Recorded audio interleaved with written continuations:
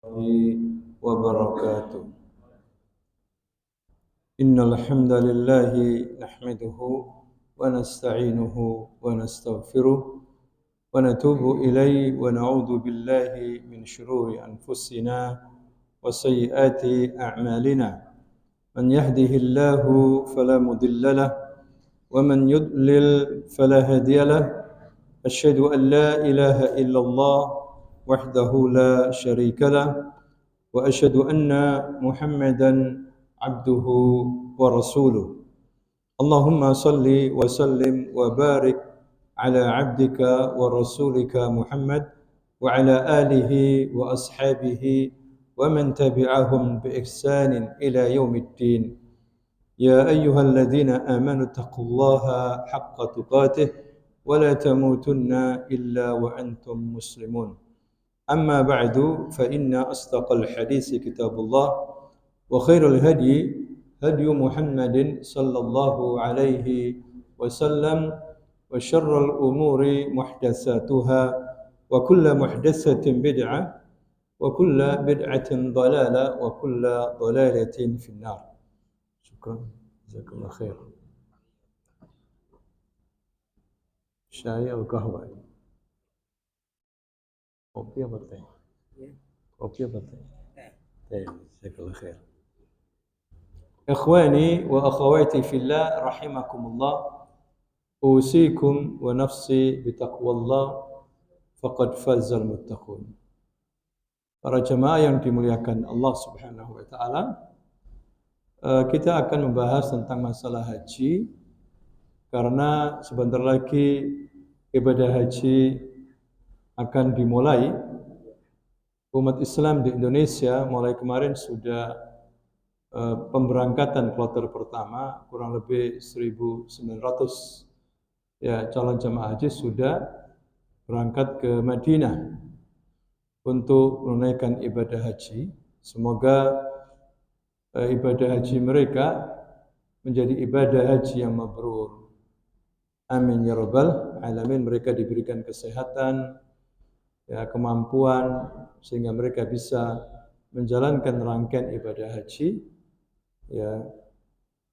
Begitu juga kaum muslimin yang lainnya. Ikhwani fid din rahimakumullah. Ibadah haji ini banyak sekali manfaat faedah. Bimbingan-bimbingan. Mungkin jutaan kita banyak yang tidak tahu hikmah, pelajaran, bimbingan yang ada pada ibadah haji.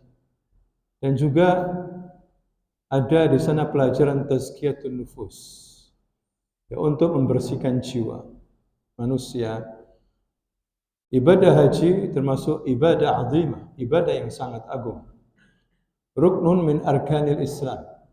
Salah satu rukun daripada rukun-rukun Islam. Maka diwajibkan bagi siapa yang mampu, muslim, punya bekal, maka dia harus pergi haji. Hadirin sekalian, Allah Subhanahu wa taala berfirman di dalam surah Al-Hajj ayat 27, wa adzin fin nasi bil hajj ya'tuka rijalan wa ala kulli dhamiri yatina min kulli fajjin 'amiq. Wa adzin fin nasi, umumkan ya Muhammad kepada umatmu, kepada manusia, agar mereka pergi haji. Niscaya mereka akan mendatangi rumah Allah ini dengan berjalan kaki, dengan menaiki onta-onta yang kurus dari segala penjuru yang jauh. Jadi ini adalah nida min Allah, panggilan khusus dari Allah Subhanahu wa taala, hadirin sekalian, kepada umat Islam. Ada sejarah sebelumnya tentang Baitullahil Haram. Ketika Nabi Ibrahim dan Nabi Ismail diperintahkan oleh Allah untuk membangun Ka'bah, maka Nabi Ibrahim dan putranya Ismail alaihi wassalam bau-bau membangun Ka'bah. Setelah Ka'bah berdiri tegak menjulang ke langit, maka Nabi Ibrahim berdoa, Rabbana taqabbal minna innaka antas sami'ul alim. Wahai Rabb kami, terimalah amalan saleh kami ini. Sesungguhnya Engkau Maha mendengar lagi Maha mengetahui. Ini juga ada faedah dari doa Nabi Ibrahim yang kemudian diabadikan oleh Allah dalam firman-Nya, bahwa kita selesai ibadah, jangan lupa doa ini. Mohon kepada Allah agar ibadah kita ini diterima oleh Allah Subhanahu wa ta'ala. Kita jangan sombong, hadirin sekalian. Bisa jadi ibadah kita ini enggak diterima. Makanya kita berdoa. Nabi Ibrahim mengajarkan kepada kita, Rabbana taqabbal minna. Taqabbal minna salatana, taqabbal minna du'a'ana, taqabbal minna amalan salihah, taqabbal minna ya apa saja yang kita kerjakan dari kebaikan-kebaikan. Kita mohon agar diterima oleh Allah Subhanahu wa ta'ala. Kemudian Nabi Ibrahim bertanya kepada Tuhannya, kepada Rabbnya Allah Subhanahu wa ta'ala, Ya Rabb, madza af'al ba'da hadha? Apa yang harus aku kerjakan setelah ini? Maka Allah memerintahkan Nabi Ibrahim, Ya Ibrahim, is'ad ila Jabal Abi Qubais. Naiklah kamu ke Gunung Abi Qubais. Dulu, hadirin sekalian, Gunung Abi Qubais itu tinggi. Tapi sekarang enggak terlalu tinggi. Sekarang dijadikan sebagai istana raja yang ada di dekat Masjidil Haram. Dulu Jabal Abi Qubais punya sejarah. Ya, sebelum Nabi diutus sampai Nabi diutus, Jabal Abi Qubais itu dijadikan untuk pengumuman hal-hal yang penting bagi warga Quraisy. Ya, dan yang menaiki adalah orang-orang khusus, utusan-utusan, bukan orang sembarangan. Karena yang mau diumumkan hal-hal yang penting. Ya. Itu Jabal Abi Qubais, sehingga Jabal lahu tarikh ma'ruf, punya sejarah terkenal yang pernah dinaiki oleh Nabi Ibrahim. Ketika Nabi Ibrahim menaiki Jabal Abi Qubais sampai puncaknya, Qimatul Jabal, Nabi Ibrahim bertanya, Ya Rabb, madza af'al? Apa yang aku kerjakan di sini? Maka Allah mengatakan, Ya Ibrahim, serulah manusia agar mereka datang ke sini, ke tanah suci ini, ke rumahku ini. Sauti dhaif, suaraku lemah ya Rabb. Bagaimana bisa sampai kepada manusia? Jangan khawatir ya Ibrahim. Maka Nabi Ibrahim mengatakan, Ayyuhan nas, hajju ila baitillahil haram. Wahai manusia, datanglah kalian ke sini untuk haji, untuk tawaf di rumah Allah ini, tanah suci ini. Maka surah Nabi Ibrahim disampaikan oleh Allah ke seluruh makhluk, hadirin sekalian. Langit mendengar, bumi mendengar, sampai bayi-bayi yang ada di perut ibu mendengar surah Nabi Ibrahim ini. Ya, tumbuhan-tumbuhan, hewan-hewan semua mendengar. Disampaikan oleh Allah sampai ke hati-hati manusia. Sehingga hati-hati manusia, ya siapapun yang memeluk agama Islam, yang mengucapkan la ilaha illallah, ingin pergi ke sana. Kita orang Indonesia berapa kilo ke Saudi Arabia? Hadirin sekalian, naik pesawat 9 jam. Ya, tapi semua ingin pergi ke sana. Seandainya punya harta, punya kemudahan, semuanya pergi ke sana. Begitu Bapak-bapak ya, ingin enggak ke sana? Kalau ada kesempatan, ada uang, siapa yang enggak pergi ke sana? Hadirin sekalian.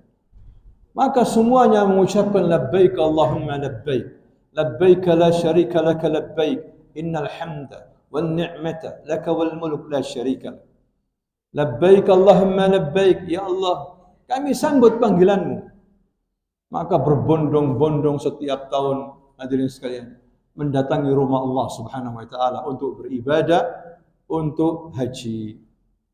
Sampai Moskow, Rusia. Setiap tahun puluhan ribu pergi ke sana. Padahal Rusia itu sumber komunis, sumber ateis, kerusakan hadirin sekalian. Tapi siapa sangka umat Islam begitu banyak. Setiap tahun mereka ke Mekah. Seperti orang Indonesia. Rela meninggalkan negaranya, kampung halamannya, meninggalkan sanak saudaranya, menyambut panggilan Allah, mengucapkan labbaik Allahumma labbaik, labbaik la syarika laka labbaik, innal hamda wan ni'mata laka wal mulk la syarika lak. Inilah seruan yang sangat luar biasa dari Allah Subhanahu wa taala. Dimulai dari Nabi Ibrahim alaihissalam, wa'adzin fin nasi bil hajji ya'tuka rijalan wa ala kulli dhamirin ya'tina min kulli fajjin amik.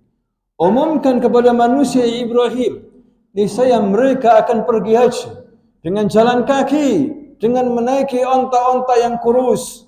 Mereka datang dari segala penjuru yang jauh. Orang-orang kita hari ini, masyarakat kita kaum muslimin yang pergi haji, banyak yang sudah tua-tua. Ya, 70.000 lebih tua usia senja sudah. Enggak peduli, mereka ingin pergi ke sana. Walaupun misalnya mati pun enggak ada masalah. Rela ya Rabb, walaupun kami mati di sana enggak apa-apa, senang kan. Karena kami dalam rangka ibadah kepadamu, menyambut panggilanmu haji, mati pun tidak ada masalah. Luar biasa orang kita hadirin sekalian.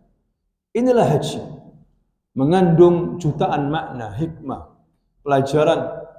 Kita nggak tahu kecuali sedikit saja. Ketika haji kita disuruh pakai baju ihram, 2 helai kain putih yang tidak berjahit, ya tidak membentuk badan. Kenapa disuruh memakai baju itu, putih itu? Kita diingatkan dengan kain kafan. Kita diingatkan dengan kematian, bahwasanya kita tidak keluar dari dunia ini kecuali dengan memakai apa? Kain kafan. Ya, kita diingatkan bahwa ibadah haji itu ibadah kepada Allah. Tidak boleh membawa atribut apapun. Walaupun presiden, walaupun pemimpin, walaupun orang kaya harus pakai baju itu. Di depan Allah itu sama. Rasulullah mengajarkan kepada kita persamaan derajat.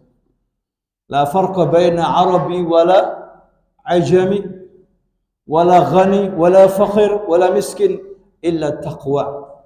Tidak ada perbedaan antara orang Arab, non-Arab, orang kaya, orang miskin, pemimpin, rakyat. Tidak ada bedanya di sisi Allah kecuali takwa yang bedakan. Inna akramakum indallahi atqakum. Yang paling mulia di sisi Allah yang paling bertakwa. Hadirin sekalian, walaupun nasabnya tinggi, darah biru ke keturunan raja, kalau enggak bertakwa dia hina. Hina. Hadirin sekalian, ini makna kita pakai baju ihram. Bagaimana dengan Rasulullah sallallahu alaihi wasallam waktu haji, waktu di padang Arafah, pemimpin kita yang membuat sejarah besar dalam dunia ini, yaitu Rasulullah sallallahu alaihi wasallam. Dia masuk ke padang Arafah pada tanggal 9 Dzulhijjah dengan menaiki ontanya, Qaswa, menunduk, menangis Rasulullah. Dari mulai ba'da zuhur sampai maghrib. Rasulullah sallallahu alaihi wasallam, pemimpin umat saat itu. Waktu itu dia berhaji bersama 100.000 para sahabatnya umat Islam di padang Arafah. Kenapa di padang Arafah? Karena Rasul mengatakan al-hajju Arafah. Haji itu ya Arafah. Orang yang haji pada tanggal 9 Dzulhijjah tidak berada di Arafah, tidak ada haji. Tidak sah haji. Dia harus mengulang tahun depan. Tanggal 9 Dzulhijjah harus ada di padang Arafah. Itulah yang dikatakan oleh Rasul, khairum min ayyamid dunya. Lebih baik daripada hari-hari dunia yang lain. Itulah pertemuan umat Islam internasional.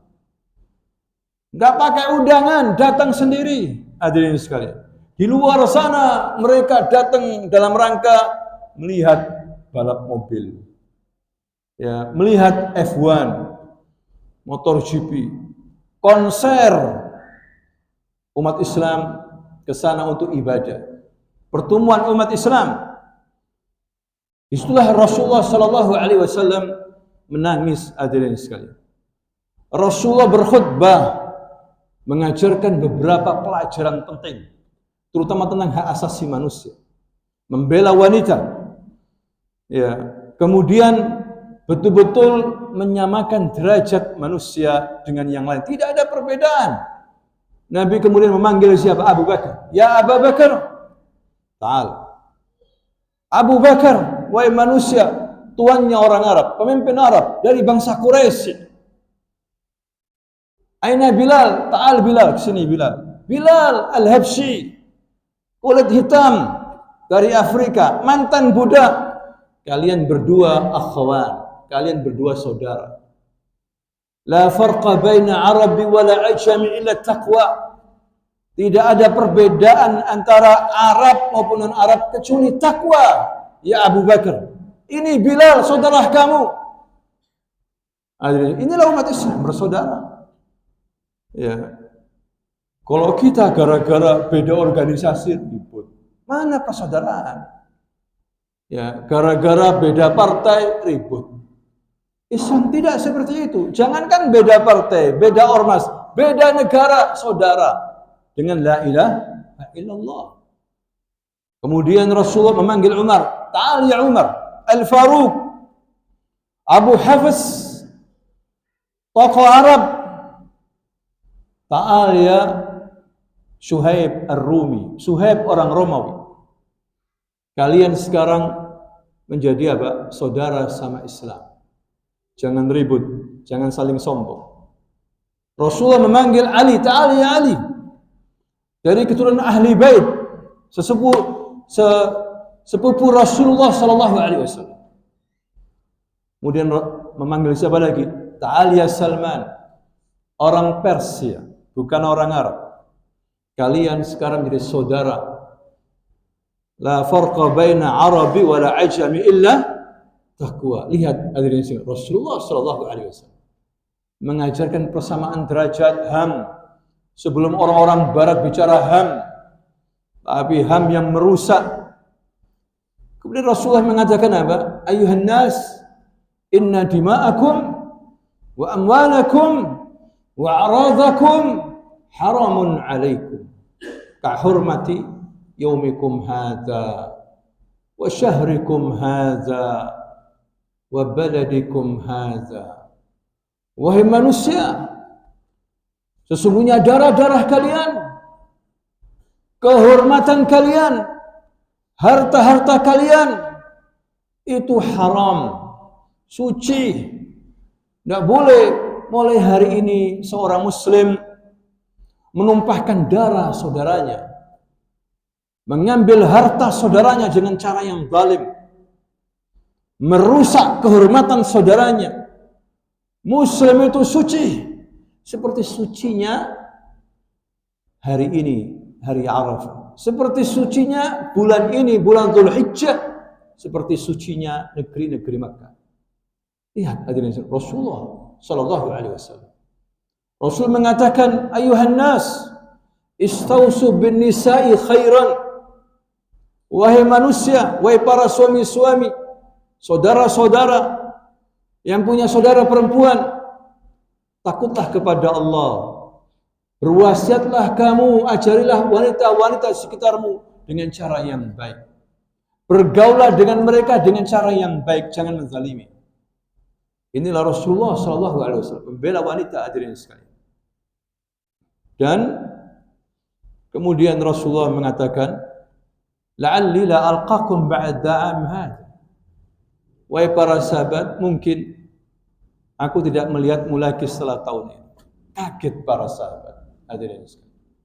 Kaget. Sahabat paham. Wah, ini tanda perpisahan.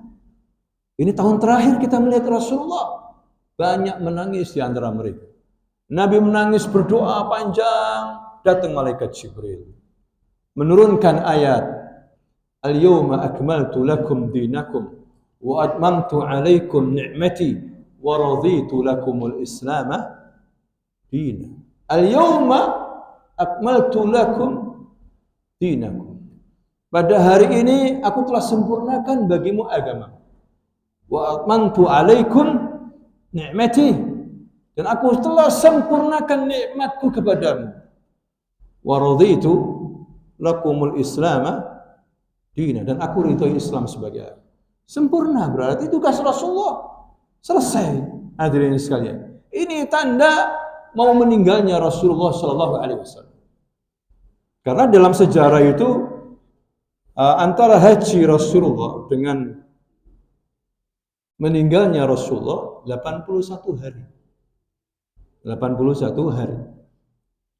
Antara haji Rasulullah dengan apa? Wafatnya beliau 21 hari. Dan benar, Abu Bakar paling ngerti pertama. Ketika turun ayat ini mundur Abu Bakar, menangis sejadi-jadinya. Karena dia tahu siapa Rasulullah Sallallahu Alaihi Wasallam. Bahwa kita akan berpisah dengan Rasulullah. Sehingga para sahabat hajinya luar biasa khusyuknya, hadirin sekalian. Ya, kemudian setelah itu terbenamnya matahari, Rasulullah pergi ke Muzdalifah. Di sana ada Masy'aril Haram, pegunungan Muzdalifah, Masy'aril Haram. Di sana Rasulullah banyak berdoa menghadap kiblat. Ya, setelah subuh Rasul berdoa lagi menghadap kiblat. Kemudian setelah terbitnya matahari, Nabi turun ke Muzdalifah. Turun ke mana? Muzdalifah. Ya, Nabi waktu itu kan hari berapa? Tanggal 10 Dzulhijjah. Hari raya kalau di sini. Sana juga hari raya. Ya, maka Rasulullah berkorban. Saat itu Rasulullah mendapatkan ghanimah, hadirin sekalian. Punya 100 ekor onta. Dikurbankan. Bayangkan. Nabi tidak takut miskin. Dapat 100 ekor onta, dikurbankan. 1 ekor berapa? Ya, 1 ekor onta dikurbankan, dia menyembelih sendiri. Tapi hanya hitungan 63 ekor. Nabi berhenti. Tidak mau meneruskan sampai 100. Kenapa? Nabi sadar itulah umurnya dia. 63 tahun. Hadirin sekalian. Kemudian pisaunya diberikan kepada Ali. Ali yang meneruskan sampai 100. Yang anehnya, hadirin sekalian, ketika onta-onta itu mau disembelih oleh Nabi, justru mereka rebutan mendekati Nabi. Ya, mereka menampakkan lehernya, dadanya, agar cepat disembelih oleh Nabi. Ya, kalau sekarang kan onta lari lihat kita, mau disembelih nih, lari. Ya, kalau mereka mendekat langsung, onta cinta kepada Rasulullah. Apalagi kita, hadirin sekalian, onta pingin dekat dengan Rasul, bahkan pingin disembelih oleh Rasulullah. Onta. Jangankan onta, pohon kurma menangis ditinggal oleh Rasulullah. Rasul itu dulu kalau khutbah Jumat bersandar di pohon kurma, memegang ya rantainya atau cabangnya. Nabi berpegang. Ada seorang ibu mengatakan, ya Rasulullah, bisakah saya buatkan mimbar? Anak saya pintar bikin mimbar. Tidak apa-apa, silahkan. Maka dibikinlah mimbar. Setelah selesai mimbar jadi, Rasulullah khutbah Jumat pakai mimbar. Tidak bersandar ke pohon kurma. Ketika Rasulullah bicara, terdengar suara tangisan. Tangisan seperti anak kecil. Didengar oleh seluruh sahabat. Tangisan dari mana? Pohon kurma. Ditinggal oleh Rasulullah, nangis. Rasul turun dari mimbarnya, dirangkul pohon. Agak lama baru diem. Hadirin sekalian. Benda mati menurut kita nangis. Karena cinta kepada Rasul. Apalagi kita. Hadirin, harus kita cinta kepada Rasulullah. Karena itu bagian daripada iman. Tapi jangan cinta-cinta saja, tapi tidak mengikuti ajarannya.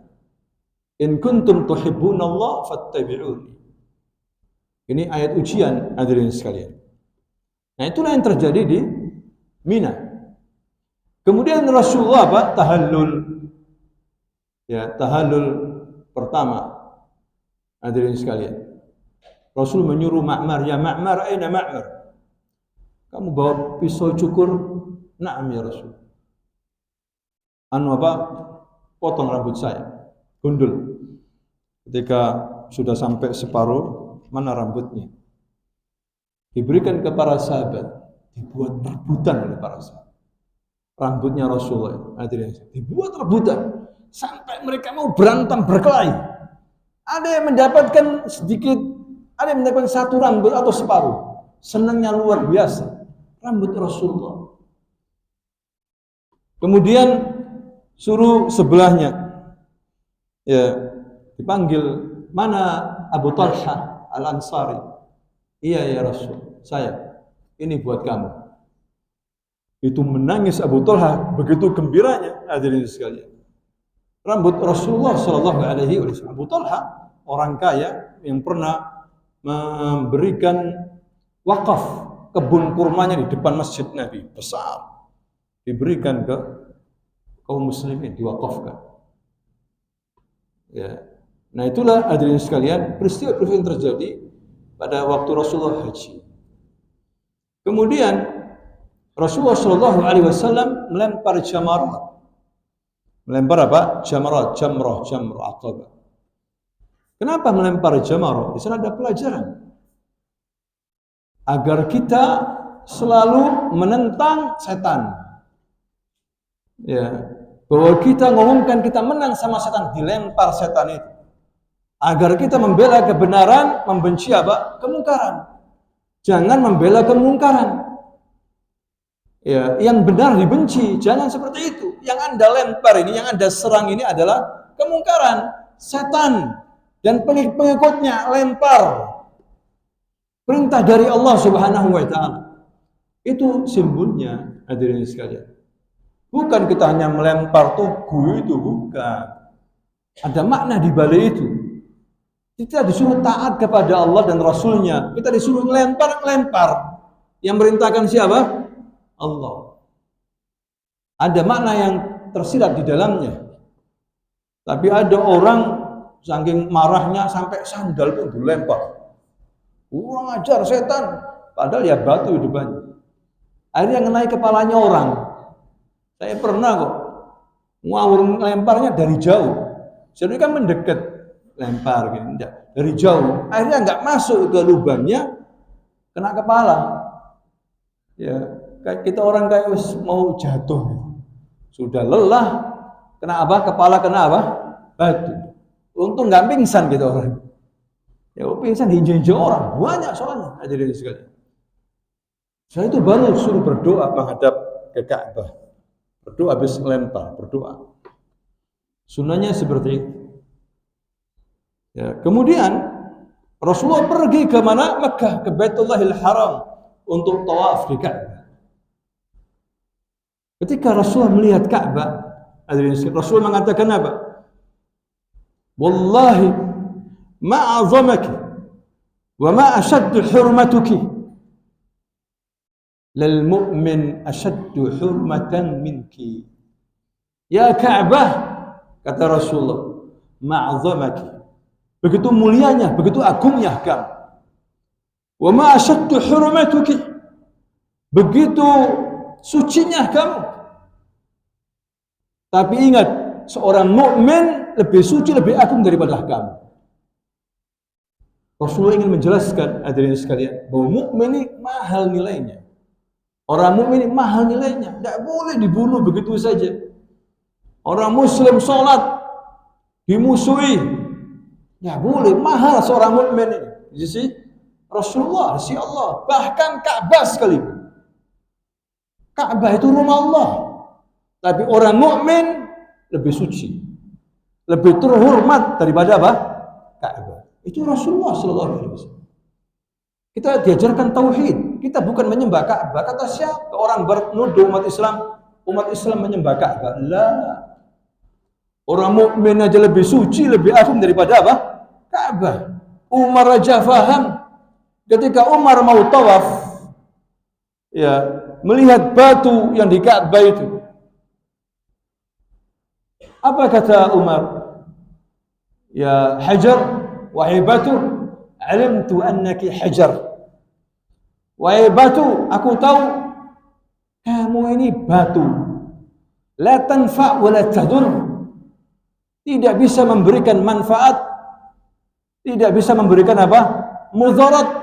Wallahi, laula ra'aitu Rasulullah kabbalaki ma qabbaltuki. Demi Allah, seandainya aku tidak melihat Rasul mencium, aku tidak akan cium kamu. Aku mencium kamu ini karena ngikuti apa? Rasulullah. Ini ajaran Islam. Orang Barat gak tahu, hadirin sekalian. Menuduh umat Islam menyembah Ka'bah. Lah, kita tidak menyembah Ka'bah, itu perintah Allah. Kita disuruh taat kepada Allah Subhanahu wa taala. Rasul melihat Ka'bah, dekat pintu Ka'bah. Rasul menangis, terkagum. Kata Umar, kenapa ya Rasulullah? Ada apa? Tahu kamu Umar, di tempat inilah nanti banyak orang menangis. Di tempat ini nanti banyak orang menangis, manusia menangis di sini. Dan kita saksikan banyak orang menangis ketika tawaf. Ya, ketika berada di multazam, doa dikabulkan di situ. Banyak orang menangis. Makanya haji ini bukan hanya sekedar wisata religi, belanja, umroh, bangga-banggaan lah. Kalau Anda tawaf, Anda berada di tempat yang terbaik. Anda ditakdir Allah berada di tempat yang terbaik. Maka gunakan waktu tawaf khusyuk. Betul-betul untuk zikir kepada Allah. Ya, bukan untuk yang lain. Seharusnya seperti itu. Ketika kita tawafin. Dan tidak boleh tawaf kecuali ke Baitul Atiq, ke Ka'bah. Karena banyak orang tawaf, orang-orang sufi itu tawaf di kuburannya syekh, di kuburannya wali. Tawaf. Bayangkan, tidak boleh seperti itu. Tawaf hanya di mana? Ka'bah. Hadirin sekalian. Itulah tawaf haji Rasulullah Shallallahu Alaihi Wasallam, 7 putaran. Ya, kemudian sholat 2 rakaat di belakang makam Ibrahim. Ini yang belum umroh, belum haji nanti bisa nyelengi.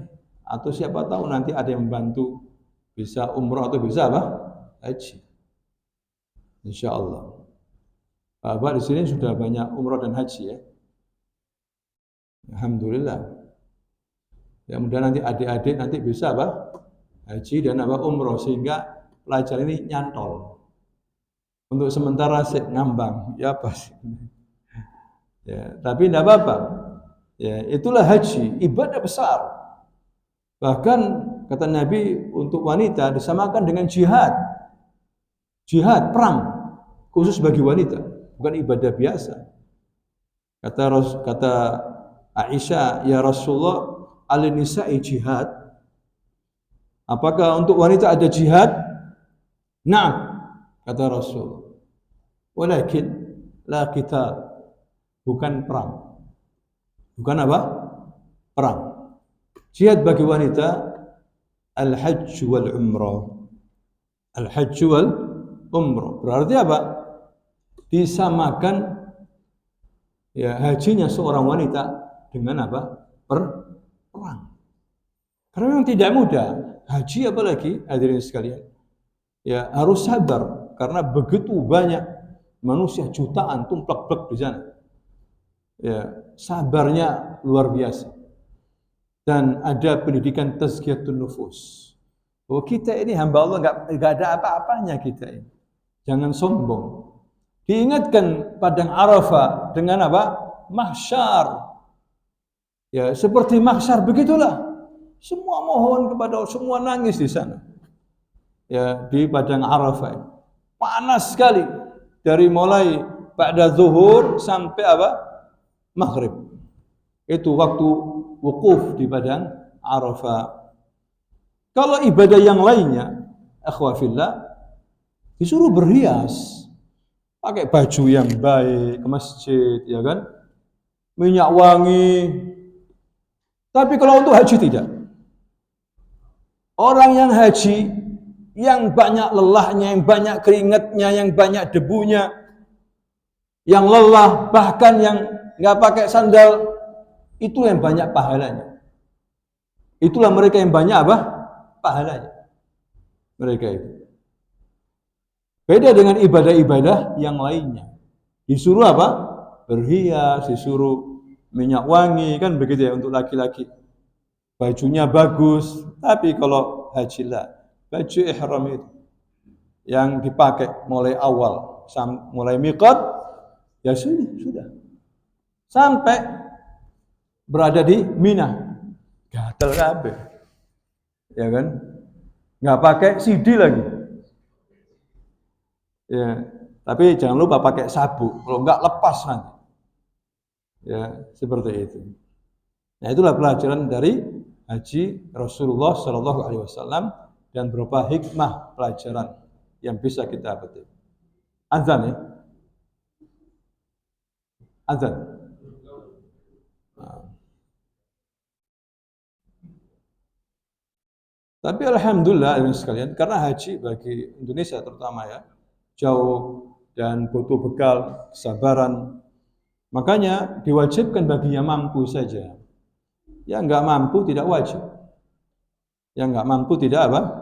Wajib. Yang mampu saja. Tapi Rasul memberikan banyak alternatif. Ya, kalau masalah pahala yang menyamai haji itu ada. Misalnya seseorang bangun subuh, kemudian ikut sholat subuh berjamaah.